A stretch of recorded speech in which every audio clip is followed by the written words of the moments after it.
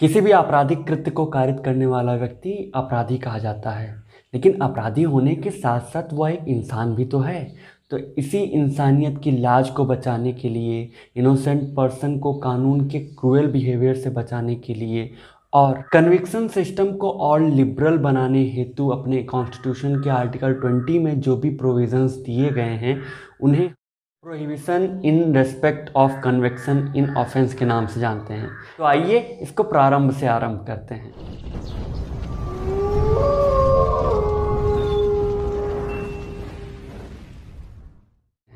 Article 20 of the Indian constitution में कुल मिला के 3 मेन प्रोविज़न या कॉन्सेप्ट दिए हुए हैं, जिनमें सबसे पहला है एक्स पोस्ट फैक्टो, दूसरा है डबल जियोपार्डी, तीसरा है प्रोहिबिशन अगेंस्ट सेल्फ इंक्रीमेशन।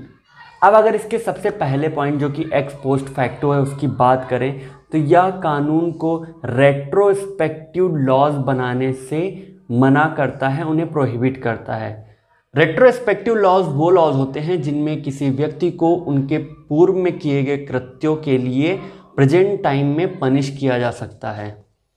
तो एक्स पोस्ट फैक्टो के अंतर्गत ही कॉन्स्टिट्यूशन यह व्यवस्था करता है कि यदि कोई व्यक्ति कोई ऐसा कृत्य करता है जो आगे जाके एक ऑफेंस हो जाता है तो वह अपने कृत्य के लिए, जो कि पीछे किए गए कृत्य हैं, उनके लिए उत्तरदायी नहीं होगा, रिस्पॉन्सिबल नहीं होगा। और इसी के अंदर दूसरा पॉइंट ये कहता है कि किसी भी व्यक्ति से उसके ऑफेंस के लिए जो भी पेनाल्टी जो फाइन के रूप में ली जाएगी वो कहीं भी बढ़ा चढ़ा के रेट्रोस्पेक्टिव फॉर्म में नहीं ली जाएगी, वो उतनी ही ली जाएगी जो कि प्रेजेंटली लॉ इन फोर्स के अंतर्गत इन्फोर्स की गई है।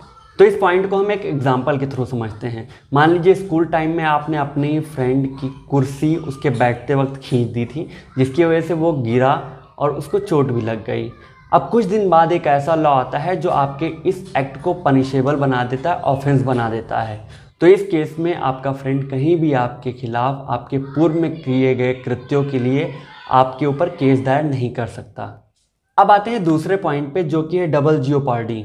ये एक लीगल मैक्सिम से डेराइव किया गया था जो कि है नेमो डेविड विक्स रेक्सरी, जिसका मतलब ये no man should be put twice in a peril for the same offence.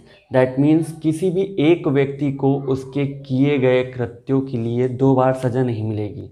और ध्यान देने वाली बात यह है कि यूएस के कॉन्स्टिट्यूशन के 5th अमेंडमेंट में भी सेम प्रोविज़न सेटअप किया गया है, लेकिन यूएस के कॉन्स्टिट्यूशन में और भारत के कॉन्स्टिट्यूशन में थोड़ा सा अंतर है।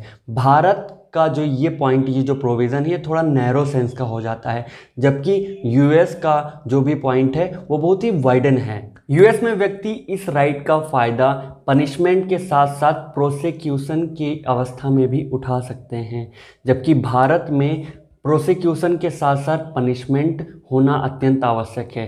दैट मीन्स कि केवल व्यक्ति को प्रोसिक्यूशन या ट्रायल स्टेज पे ही इस राइट का जो है बेनिफिट नहीं मिलेगा, उसको पनिशमेंट मिलने भी ज़रूरी है। यानी जब व्यक्ति प्रोसिक्यूशन के साथ साथ पनिशमेंट भी पा चुका होगा तब वो इस राइट का फ़ायदा उठा सकता है। तो इसलिए इस पॉइंट के एसेंशियल एलिमेंट्स कुछ इस प्रकार होंगे। सबसे पहला point, the person must be accused of an offence.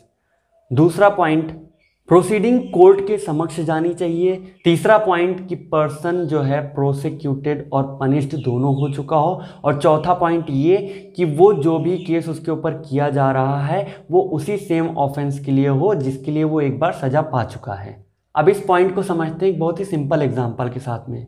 मान लीजिए किसी एक बंदे ने दूसरे बंदे की बहुत ही भयंकर तरीके से बेइज्जती कर दी, जो कि डिफेमेशन के डेफिनेशन में आता है।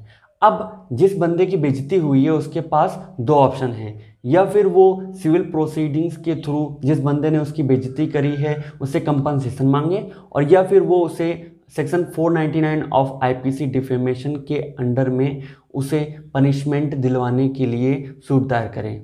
इस केस में दूसरा बंदा पहले बंदे को कहीं भी 2 बार सेम ऑफेंस के लिए पनिशमेंट और प्रोसिक्यूशन नहीं दिला सकता। मकबूल Hussain versus state of Bombay के केस में, जिसमें वादी अपने अनडिक्लेयर्ड गोल्ड के साथ में पोर्ट पे पकड़ा गया, तो उसे सी कस्टम एक्ट्स के अंडर में पनिश किया गया और उसके बाद उसे फिर से फॉरेन एक्सचेंज रेगुलेशन एक्ट के अंडर में चार्ज किया गया। इसके बाद वादी ने इसी केस में डबल जियोपॉर्डी पॉइंट का सहारा लेते हुए सुप्रीम कोर्ट में एक रिट दायर की। तो सुप्रीम कोर्ट ने ये कहा क्योंकि सी कस्टम रेगुलेशन एक्ट जो है वो एक अलग प्रोसीडिंग है, वो कहीं भी जुडिशियल प्रोसीडिंग या कोर्ट की डेफिनेशन में नहीं आता, इसलिए इसे डबल जियोपॉर्डी की कैटेगरी में रखना उचित नहीं होगा। और इसके बाद आते हैं अपने सबसे लास्ट पॉइंट पे, जो कि है प्रोहिबिशन अगेंस्ट सेल्फ इंक्रीमेशन के पॉइंट में।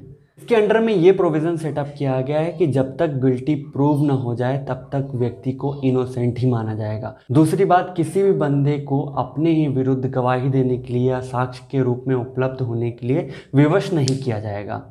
MP शर्मा वर्सेस सतीश चंद्रा के केस में कोर्ट ने इसमें कुछ एसेंशियल एलिमेंट्स बताए। सबसे पहला एलिमेंट इसमें था कि ये राइट उन्हीं बंदे को, उन्हीं पर्सन्स को अवेलेबल होगा जो कि किसी ऑफेंस के लिए एक्यूज्ड हैं। दूसरी बात, ये compulsion against to be witness के अगेंस्ट में एक प्रोटेक्शन होगा। और ये बात, ये राइट किसी भी कंपल्सन के वजह से दिए गए एविडेंस के अगेंस्ट में प्रोटेक्शन की तरह व्यक्ति को उपलब्ध होंगे। सिंपल टर्म में यह पॉइंट किसी भी व्यक्ति को उसके स्वयं के विरुद्ध किसी भी केस में वादी या गवाह या किसी साक्ष्य के रूप में उपलब्ध होने से मना करता है, यानी उसको किसी भी तरह से कंपेल नहीं किया जाएगा, विवश नहीं किया जाएगा। लेकिन यह पॉइंट कहीं भी व्यक्ति को इन्वेस्टिगेशन में मदद करने से रोकता नहीं है। स्टेट वर्सेस M कृष्णा के केस में कोर्ट ने ये कहा था कि यह पॉइंट कहीं भी व्यक्ति को इन्वेस्टिगेशन के लिए फिंगरप्रिंट, हैंडराइटिंग सैंपल या फुटप्रिंट रहने से नहीं रोकता। अब आते हैं एक बहुत ही लैंडमार्क केस जो कि है Selvi versus state of Karnataka, जिसमें polygraphy, narco analysis and brain finger के पॉइंट पे कुछ सवाल उठाए गए थे और इसके रेफरेंस में सुप्रीम कोर्ट ने कुछ गाइडलाइंस जारी की थी। सिंपल टर्म में नार्को एनालिसिस वो प्रक्रिया है जिसके अंतर्गत किसी भी व्यक्ति को कुछ मादक पदार्थ, कोई अल्कोहलिक, कोई लिक्विड दे के उसे ज़रूरी जानकारी निकलवाई जाती है। और ऐसे ही पॉलीग्राफी एंड ब्रेन फिंगर भी एक तरह से वेव टेस्ट हैं। तो सुप्रीम कोर्ट ने ये कहा क्योंकि ये सारे test section 53 of the criminal procedure code की डेफिनेशन में नहीं आते, इसलिए ये सारे टेस्ट अमान्य हैं और ये कहीं भी परमिसेबल नहीं हैं। और इसी के अंडर में लाई डिटेक्टर से रिलेटेड कुछ आवश्यक ज़रूरी गाइडलाइंस भी जारी किए गए थे। आई होप आपको आर्टिकल 20 के अंडर में जो कि मेन प्रोविजंस और जो केस लॉज हैं वो समझ में आ गए होंगे। बाकी के कॉन्स्टिट्यूशन से रिलेटेड वीडियो के लिए बन रही है हमारे साथ।